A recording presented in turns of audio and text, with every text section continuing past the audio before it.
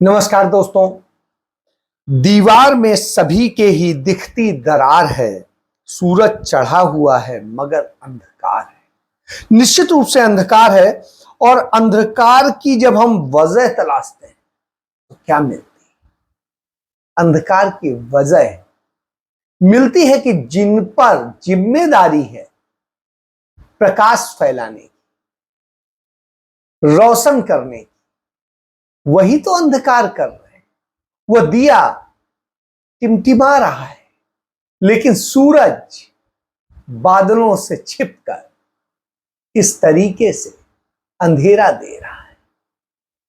घटाएं हमें घेर रही हैं और हम बात कर रहे हैं रोशन, लेकिन दिया टिमटिमा रहा है। वो दिया है कौन? वही है राहुल गांधी। और उस राहुल गांधी पर ही उम्मीद टिकी हुई है, क्योंकि और कोई बात ही नहीं कर रहा है। कांग्रेस पर उम्मीद टिकी हुई है, क्योंकि और कोई मुद्दों को लेके बात नहीं करना चाहता है। चाहे छोटी हो बड़ी हो, कोई पार्टियां हो, सभी पार्टियां अपनी जीत, अपने स्वार्थ, अपनी सीट, इनको लेके लड़ रहे हैं, अपनी कुर्सी को लेके। लेकिन कांग्रेस लड़ रही है, आज उसकी लड़ाई दिखाई दे रही है। इस लड़ाई पे बात करूं तो उसके पहले एक बात जरूर करूंगा। कांग्रेस की अगुवाई में जो इंडिया बना, उस इंडिया अलायंस ने कुछ नफरती पत्रकारों का बायकॉट करने की बात कही। और बायकॉट का मतलब यह नहीं है, यह एक सत्याग्रह है। किसी को हम हटा नहीं सकते हैं, नौकरी से नहीं निकाल सकते हैं, उनकी सैलरी नहीं रोक सकते हैं, कुछ नहीं कर रहे, न हम उन पर दबाव डाल रहे हैं। हम तो ये कह रहे हैं, आपके साथ हम चर्चा नहीं करेंगे, क्योंकि आप उस स्तर के नहीं हो। मैं इस बात को स्वीकारती हूं कि कुछ जर्नलिस्ट्स ने इररिपेयरेबल डैमेज किया है अपने तौर तरीकों से। झुकते झुकते वो रेंगते हुए नजर आए, लेकिन इसके बावजूद मुझे लगता है कि आम लोग और टेलीविजन या प्रिंट मीडिया का जो आज भी महत्व है वो इतना इंपॉर्टेंट है। और इसीलिए मैं कह रही हूं कि आप लोग यहां पर हैं, मौसम खराब है, पेटी बांध के रहिए, लेकिन टिके रहिए। बस इतनी सी बात पर वो सारे उबल रहे हैं, उनके मालिकान उबल रहे हैं, उनको जो पूरा उनका एसोसिएशन है वो उबल रहा है। क्यों?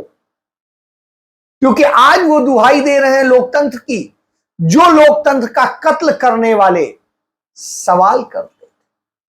आज वो दुहाई दे रहे हैं उन सवालों की जो जनता के सवाल हैं, जबकि वो जनता के सवालों को सरकार के बोझ के आगे दबा देते थे और सरकार के वो चिंटू बन के बैठ जाते थे। आज वो सवाल कर रहे हैं देश में समरसता की बात को लेकर, लेकिन वास्तविकता क्या है? वो नफरत फैलाते थे, और उस नफरत का जो स्थिति होती थी वह देख करके मैं आपको उसकी कुछ नजीर बताता हूं। आप देखिए, उसके बाद कहिएगा कैसे नफरत फैलाते थे, कैसे इस देश को सांप्रदायिकता की आग में जलाने की कोशिश करते थे। इसके सुनिए कुछ नमूने। नफरत का चाकू वर्सेस कट्टरता का पेचकस, यह डिबेट का विषय होता था। श्री राम पर कांग्रेस ने लक्ष्मण रेखा पार की, यह होता था। हार जीत बहाना, गोल कट्टरता फैलाना, यह होती थी। देश में नफरत का चाकू तेज हो रहा है। काशी में बाबा मिले, मथुरा में क्या? गीता में दिखा जिहाद, तुष्टीकरण का अपराध। पहले हिंदुत्व बराबर बोको हरम, अब राहुल में राम। मजहब नहीं बदला, 50 टुकड़ों वाला बदला। सिर कलम का फरमान, दंगों का प्लान। आप समझिए, इस तरह की, ये तो चंद मैंने आपको बताया, इस तरह की चर्चाएं होती थी, इस तरह के सवाल थे। तो आप बताइए, क्या इन सवालों में, इन सवालों को फैलाने वाले, इनके जरिए ये क्या कर रहे हैं? ये नफरत फैला रहे हैं। और क्या इन नफरती लोगों के साथ बैठ के चर्चा करनी चाहिए? क्या इनके इस नफरत को बढ़ाने वाले प्लान पर उनका साथ देना चाहिए? शायद नहीं। अब इसको यदि इनके बहिष्कार का निर्णय इंडिया ने लिया है तो इस देश को, इस इंडिया को, इस भारत को यह महती जिम्मेदारी है कि वो इनको बहिष्कृत करे। यदि वो नहीं करती है तो इसका मतलब है कि वो खुद चाहती है कि नफरत हो, मुद्दों पे बात ना हो। इसलिए जरूरी है। और एक बात बिल्कुल सही है, जो एंकर्स भारतीय जनता पार्टी के माउथ पीस बन के बैठे हुए हैं, नरेंद्र मोदी के माउथ पीस बन के बैठे हुए हैं, उनसे आप क्या उम्मीद करेंगे? तो उनका क्या बहिष्कार नहीं किया जाना चाहिए? क्या उन एंकर्स का बहिष्कार नहीं किया जाना चाहिए जो मोदी से पूछते हैं आप इतनी एनर्जी लाते कहां से हैं? आप इतना काम कैसे कर लेते हैं? आप में इतनी ताकत आती कैसे है? आप कैसे, मतलब आप सोचिए, इस तरह के सवाल करने वाले लोग कह रहे हैं कि आज इंडिया गठबंधन के लोग, उनके नेता, उनके दल डर गए हैं उनके सवालों से। क्या ऐसे लोगों के पास सवाल होंगे? ऐसे लोग सिर्फ विपक्ष को कटघरे में खड़ा करते हैं और सत्ता का चारण करते हैं, उनके चरण चुंबन करते हैं। वो जनता की बात नहीं करते और उन्हें जनता से वास्ता भी नहीं है। आपको मैंने गिना दिया कि किस किस तरीके से उन्होंने ये सारे पूरे खेल किए।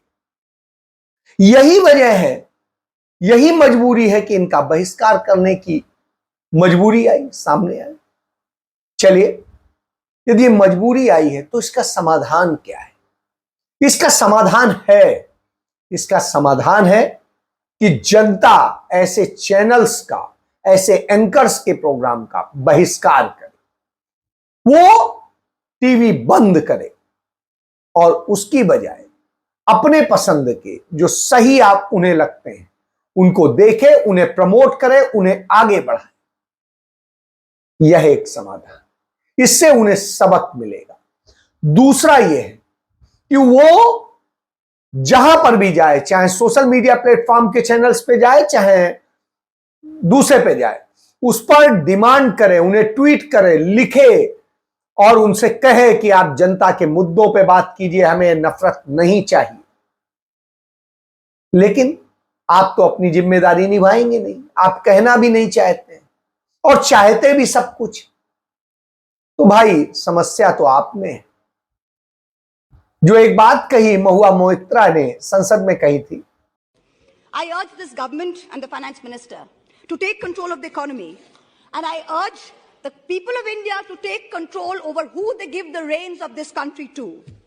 सवाल ये नहीं है कि बस्तियां किसने जलाई, सवाल यही है कि पागल के हाथ में माचिस किसने दी.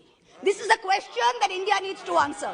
पकड़ाई तो माचिस तो आपने दी, इस कुर्सी में तो आपने बैठाया है, साहब भोगना भी आप ही को पड़ेगा, कोई और तो भोगेगा नहीं।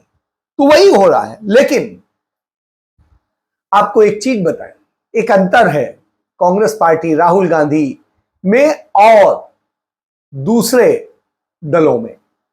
अंतर क्या है?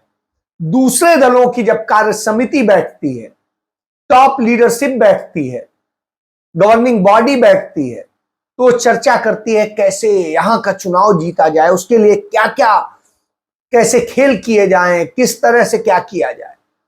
लेकिन वहीं कांग्रेस पार्टी की जब CWC की बैठक होती है तो उसमें क्या चर्चा होता है?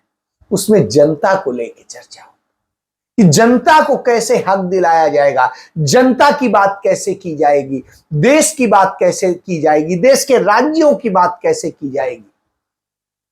तो आप सोचिए, ये अंतर है। आज पहली बार कांग्रेस पार्टी की CWC की मीटिंग, जो उनकी सबसे टॉप गवर्निंग बॉडी है, उसकी मीटिंग दिल्ली के बजाय तेलंगाना में, हैदराबाद में हो रही। और ये कुछ घंटे की मीटिंग नहीं है, 3 दिन की मीटिंग। और इन 3 दिन में क्या चर्चा होगी इसको लेकर के मल्लिकार्जुन खड़गे ने बिल्कुल स्पष्ट बताया। राहुल गांधी, सोनिया गांधी सब वहां मौजूद है, प्रियंका गांधी सब मौजूद है, और सबसे कहा गया कि इन्हीं पर काम करना है।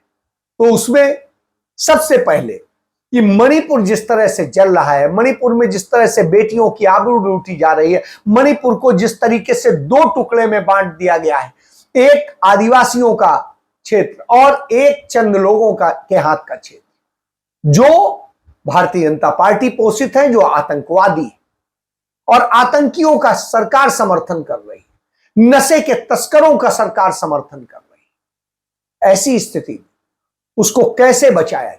वहां पर कांग्रेस पार्टी सत्ता में नहीं है, लेकिन वो लड़ाई लड़ रही। आप सोचिए, यही कांग्रेस की, राहुल गांधी की खासियत कि वो सत्ता में चाहे हो चाहे ना हो। उत्तर प्रदेश में कितने साल से, 35 साल के करीब होने आ रहे हैं, सत्ता से नहीं है, लेकिन उसके बावजूद उत्तर प्रदेश की चिंता है, उत्तर प्रदेश के लिए लड़ते हैं। यह खूबी। और उन तमाम राज्यों में जहां वो सालों साल से, दशकों से सत्ता में नहीं है, उसके बावजूद वहां के लिए लड़ते हैं, चाहे इस देश का कोई कोने का भी राज्य, क्योंकि उनका गठबंधन या उनकी पार्टी का संगठन कहीं ना कहीं थोड़े बहुत मौजूद है, क्योंकि कांग्रेस ने देश बनाया है, इसलिए उसे दर्द होता है। तो साहब, सबसे बड़ी चिंता जो व्यक्त करनी है और जिसको लेकर के चर्चा होनी है, वो मणिपुर को लेकर के, कि कैसे मणिपुर को जलने से बचाया जाए, टूटने से बचाया जाए। तो यह है। इसके अलावा धर्म के नाम पर जिस तरीके से हमले हो रहे हैं, धर्म का जो असहिष्णुता बढ़ाई गई है, जिस तरीके से सांप्रदायिकता का माहौल बनाया गया है, इससे कैसे निपटा जाए, इसका क्या समाधान निकाला जाए, कैसे इस देश के लोगों को फिर से एक बार भाईचारे से जोड़ा जाए, सबको साथ लाया जाए, लोगों के मन से नफरत मिटाई जाए। तो इसको लेकर के चर्चा होनी है। इसको लेकर के चर्चा होनी है कि सर्वधर्म समभाव की जो भारत की मूल संस्कृति है, उसको कैसे मजबूत किया जाए, कैसे हिंदू धर्म, सनातन धर्म, वैदिक धर्म, जो भी कह लीजिए, उनके रहते जो वहां पर समाज के अंदर कुरीतियां हैं, जिस तरीके से तमाम किसी वर्ग को, किसी जाति को के नाम पे किस तरह से एक शोषण करने की स्थिति है, उनको कैसे खत्म किया जाए और सबको समानता का स्थान दिलाया जाए, सम्मान दिलाया जाए। तो इसकी बात होनी है। इसके अलावा देश की अर्थव्यवस्था जिस तरह से चौपट हो रही है, जिस तरीके से नरेंद्र मोदी जुमलों के जरिए जो दुनिया की तीसरी सबसे बड़ी अर्थव्यवस्था बनाने की बात करते हैं और सब कुछ करते हैं, उस स्थिति पर बात होनी है, क्योंकि इस देश को कर्ज में डुबो दिया है नरेंद्र मोदी ने, खोद के गाड़ दिया है वाली स्थिति ला दी है। भारत के ऊपर 54 लाख करोड़ का कर्ज था, 54 लाख का, और आज स्थिति क्या है, 173 लाख करोड़ का कर्ज हो चुका है भारत पर। इतना बड़ा कर्ज हो चुका हो, यानी 9 साल में ही इतना बड़ा कर्ज। 1947 से लेके 2014 तक 54 लाख करोड़ का कर्ज, और अब जो है 173 लाख करोड़ का कर्ज। अब कल्पना करिए, कर्ज में डुबो दिया है देश को, लेकिन चंद पूंजीपतियों को सारा धन सौंपा जा रहा है। अदानी, अंबानी और ऐसे जैसे लोगों को जिस देश की सारी संपत्तियां सौंपी जा रही, तमाम कंपनियां सौंपी जा रही, लूट मची है। और हालत क्या है, इस देश के 1% अमीरों के पास में इस देश का 60% संपत्तियां हैं, और इस देश के 60% लोगों के पास 3% संपत्तियां हैं। लेकिन जब टैक्स देने की बारी आती है, तो हिंदुस्तान को सबसे ज्यादा जो टैक्स देते हैं, 65% टैक्स हिंदुस्तान को, वही उन गरीबों से मिलता है, उन लोगों से मिलता है जो बिल्कुल निरीह हैं, जिनके पास संपत्ति भी ज्यादा नहीं, कुछ नहीं। लेकिन इन बड़े पूंजीपतियों का टैक्स भी माफ होता है और बहुत सारी चीजें होती हैं और खेल चलता है, उनसे कुछ नहीं आता है। यह हालत कर दी है इस देश। उन्होंने रोजगार देना बंद कर दिया है, सिर्फ कागजों में कंपनियां चल रही हैं, कैसे सेल कंपनियों के जरिए पैसे आ रहे हैं, काला धन कैसे किया जा रहा है और सारा खेल चल रहा है। तो इन सब पर चर्चा होनी, किस तरीके से इस देश को बर्बाद किया गया है, आम आदमी पे, उसके खान पीन सब चीजों पे किस तरीके से टैक्स थोप दिए गए हैं। दूध पे भी टैक्स, रोटी पर भी टैक्स, पराठे पे भी टैक्स, दाल पे भी टैक्स। गांधी जी कहते थे रोटी, कपड़ा और मकान ये एक ऐसी चीज है जिन पर कोई टैक्स नहीं होना चाहिए, और कांग्रेस ने कभी नहीं लगाया। लेकिन आज लूटा जा रहा है, टैक्स से लूटा जा रहा है। और यही नहीं है, बहुत सारी और चीजें की जा रही जो हालत कर दी गई है। इस देश में हेरा फेरी चल रही है, लूट चल रही है।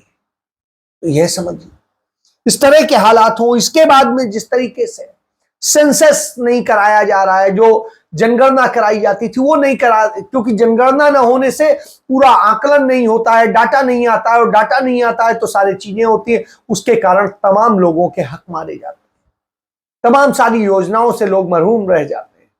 तो यह किया जा रहा है। यह देश जिस तरीके से बेचा गया है, जिस तरीके से भारत सरकार के बड़ी मुश्किलों से, हमारे आपके सबके पैसे से बना जो देश है, इसकी कंपनियां हैं, उन्हें किस तरीके से खत्म किया जाए, उन पर चर्चा होनी, उस पर चर्चा होनी है कि इस देश को दुनिया का सबसे बेरोजगार देश बना दिया गया है। कैसे दुनिया की सबसे बड़ी आबादी, जो युवाओं की आबादी है, वो हिंदुस्तान के अंदर है, और हिंदुस्तान की आबादी का 65% युवा है। बावजूद इसके ये हालत, और बेरोजगारी, महंगाई और दूसरे कारणों से आज वो आत्महत्या करने को मजबूर हो रहे हैं, और इनकी आत्महत्याओं का रेट आज पूरी दुनिया में सबसे ज्यादा हो गया है।